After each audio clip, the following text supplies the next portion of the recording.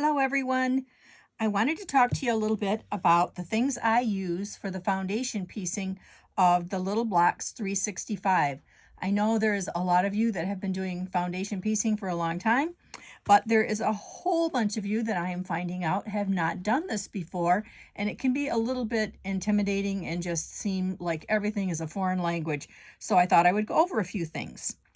First, let's look at your foundation pattern. You're going to get, each week, your patterns are going to come grouped together on 2 or 3 pages, depending on the size and how many pieces there are. And you're going to cut them apart on these dotted lines. Now with the foundation pattern, the printed side is actually the wrong side of the pattern, and your fabric is going to be placed on the blank side, which is the right side. And I will show you how to do that in another video, but for right now, let's just talk about the basics. Now, once you've got your pattern cut apart, if there's multiple colors of fabric in there, I like to take a pencil and I will put, let me see if I can turn this around, it'll be right side up for you guys.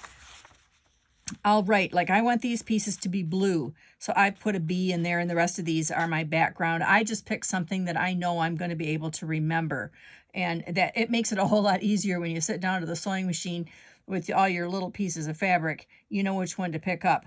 And you can see each pattern is labeled with numbers. So you're going to always start with number 1. And the next piece that goes on is going to be number 2.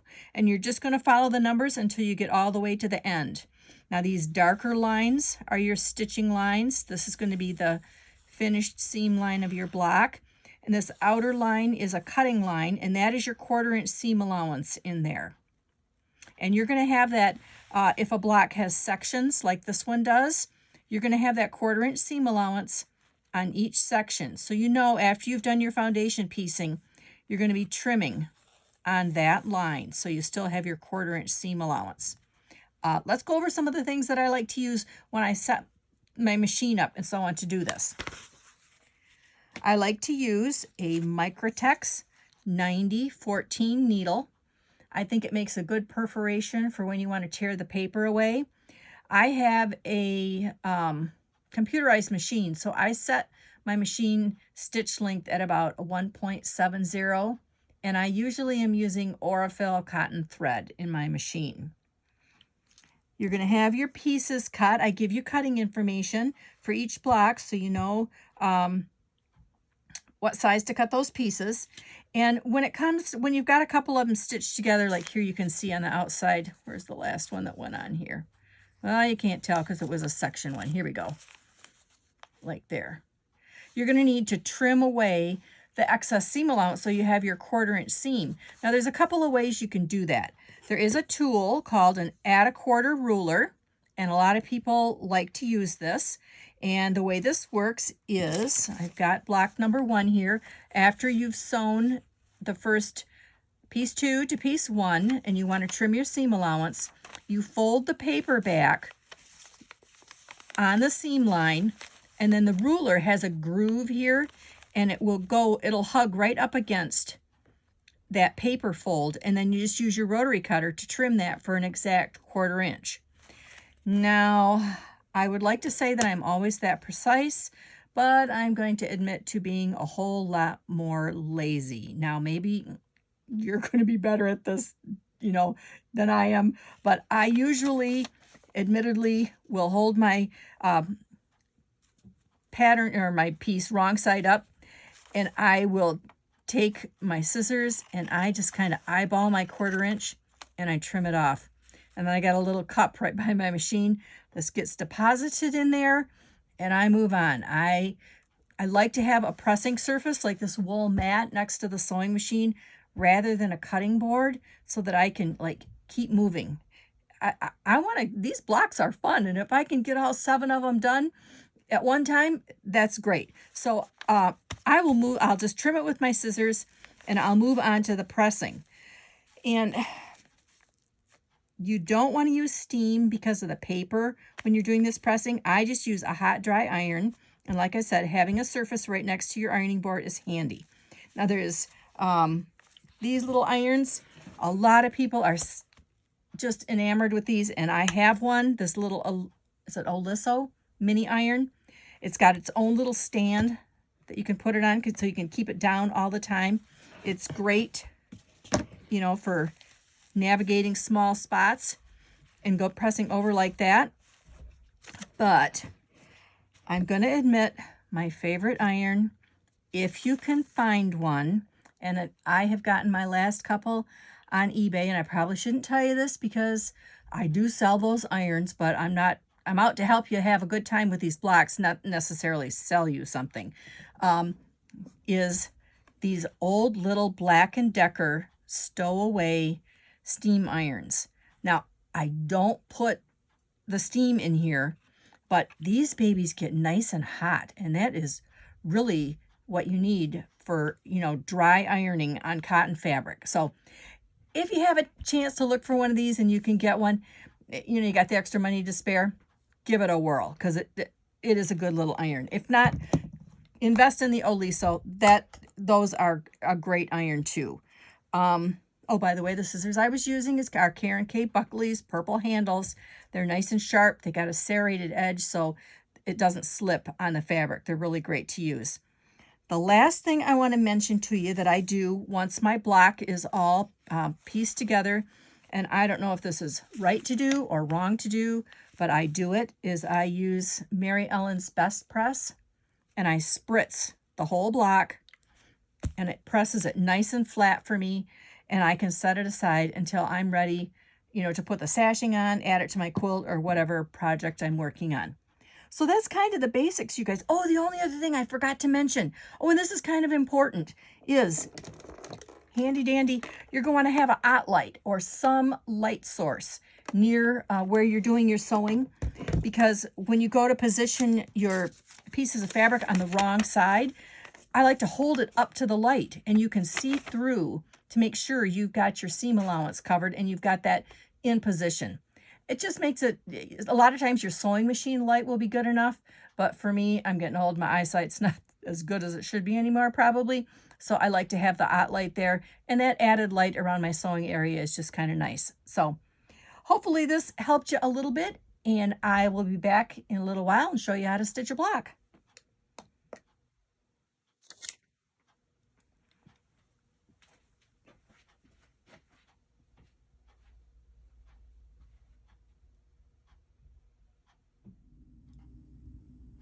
Okay, little block quilters, let's see if we can pull this off, stitching a block.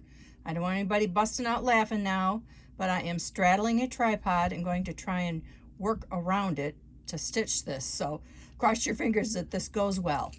Just as a reminder, I have got the Schmetz, the Microtex 9014 needle in here. I've got my stitch length set at 1.70. I seem to have Mettler thread, cotton thread, 100% cotton thread in the machine at this time. So we're just going to go with that. And I guess that's all I needed to tell you about that. I got my straight stitch plate on here. I do have my 1/4 inch foot, but that doesn't really matter when we're foundation piecing because you're sewing on the line. You're not measuring the 1/4 inch at this point, but I keep it on there because if I have a foundation pieced block with sections like this one, I happen to be working on block number 2, then when I'm ready to sew the sections together, my 1/4 inch foot is already there. So, okay, here we go. As I said, cut your sections apart, and the printed side is the wrong side. Your fabric is going to go on the right side. Remember, when you're looking at the unprinted side, you want to see the right side of your fabric when you put down that first piece. So I use my light. I've got my hot light next to me, and I've got my sewing machine light. And I think you can see what I mean about looking through, seeing through the paper to position that piece. I've labeled this one where I want my pink. And so I've got piece number 1 pinned in there, and I'm going to put piece number 2 on. When I flip this over, I know piece number 2, boy, this is a challenge, you guys. Okay, piece number 2 is going to, it is going to be in that position when it's finished. So when I flip it over, I need to sew it right sides together. So I'm going to line this up And because this is a triangle, you can see the tip of the triangle here and the tip of the triangle there. I know I've kind of got that lined up, so it's in a good position. So, all right, let's flip it back over because I need to stitch on the line. Now I'm going to put this under the needle, and you want to start your foundation piecing a stitch or two before the beginning of the line, and you're going to want to end a stitch or two afterwards. Now, once you get used to this, you won't have to put your needle down, but you can, put it down in through the paper, just that little bit before the line. I'm hoping you can see that. Okay, then we are going to stitch that line. I'm going to go a couple stitches beyond it. And then I like to have, like I said, my pressing surface right near me. You're not going to be able to see me do that, but I'm going to flip this. If you have to, it's not quite a 1/4 inch. This first piece, I did kind of line it up, so I'm not going to trim that one. I'll show you the trimming on the next one. I'm going to flip this over and press it.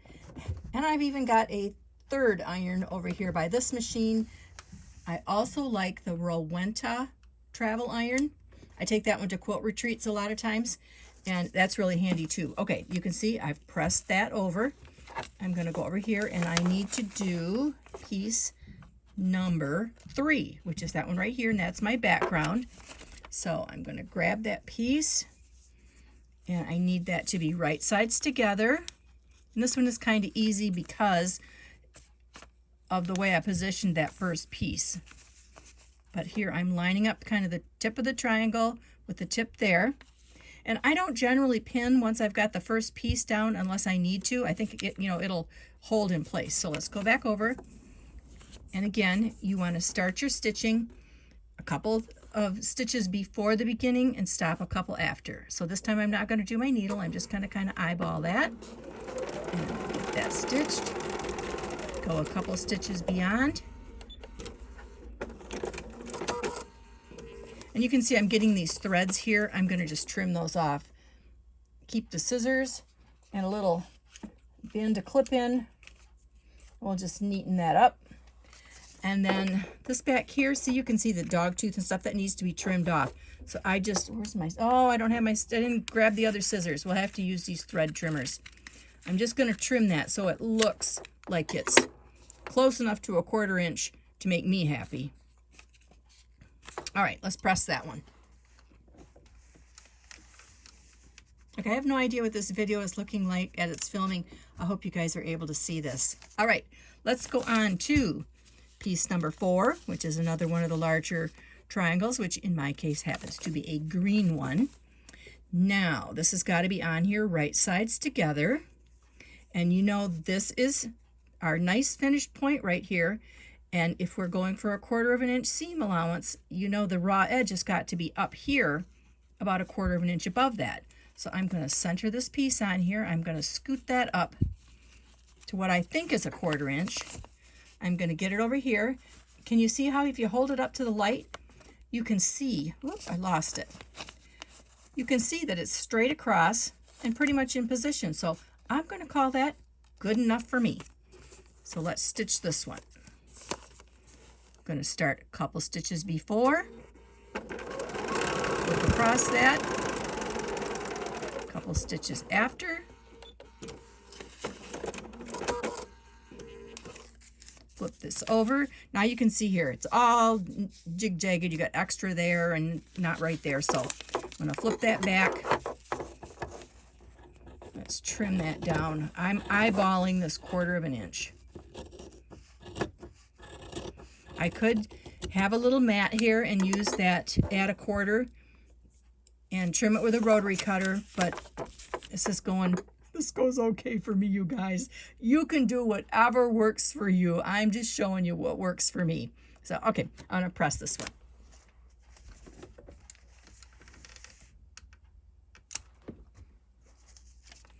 There we go. This really is all there is to it.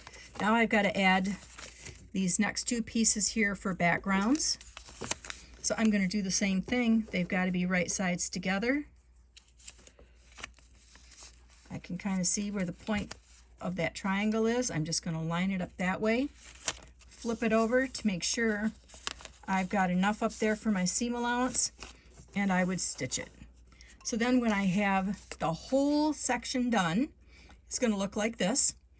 That's when I lay it on my pressing mat, grab some of this Mary Ellen's Best Press, or I don't use like the heavy duty starch. I just like the Best Press because it's light enough that when I give it a spritz, it makes that unit nice and flat. So when I go back to my cutting mat later, I'm going to trim on this outside line, and that's going to be the 2 units that I will then sew together to have my block.